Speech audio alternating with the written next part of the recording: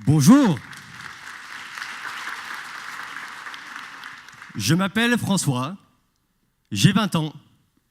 J'incarne la nouvelle génération, celle qui veut prendre le relais et se propulser dans le futur.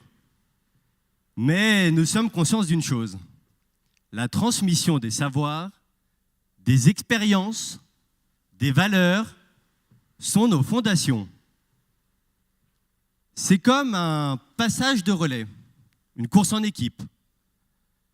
Le premier coureur est déjà parti.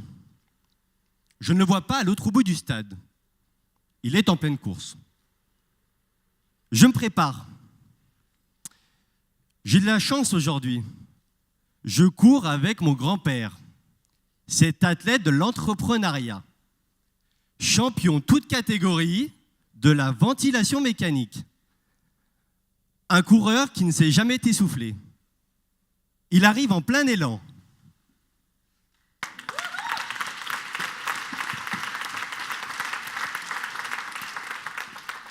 Daddy, qu'as-tu à me transmettre ? François, ce que je voudrais te transmettre aujourd'hui, c'est le goût d'entreprendre.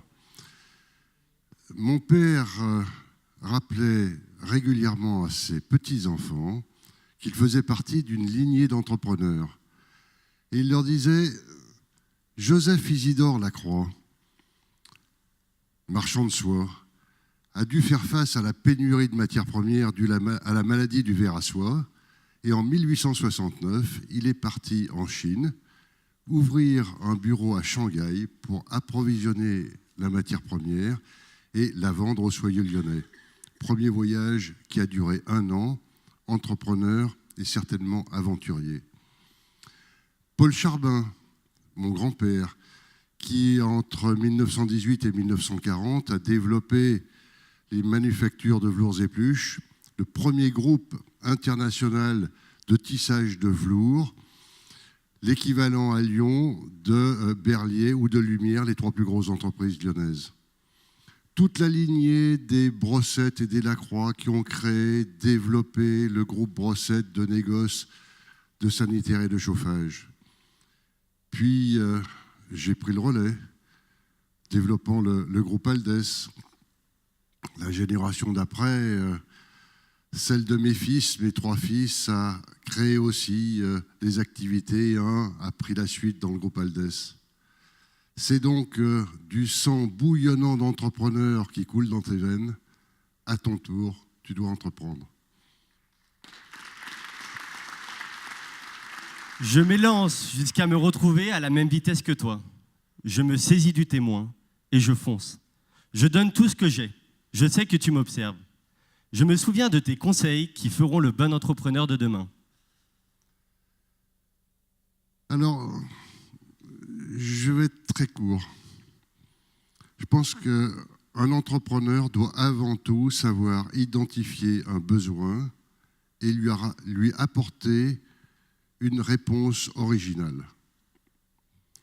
Ça, c'est le premier conseil.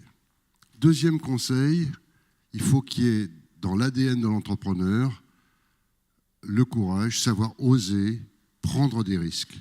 Car rien n'est facile, donc il y a toujours à prendre des risques, savoir prendre des décisions. Puis le troisième conseil, c'est toujours rester modeste et humble. Car la modestie et l'humilité, c'est ce qui permet de rester en observation, en écoute, à l'écoute de ses clients, à l'écoute de ses collaborateurs, et du coup, de garder une vraie richesse parce qu'on s'enrichit en fait de ce qu'apportent les autres. Voilà mes 3 conseils. Je vois la ligne d'arrivée. La victoire est proche qui récompensera toute l'équipe. Mais pourquoi gagner ? À quoi me servira ce succès ?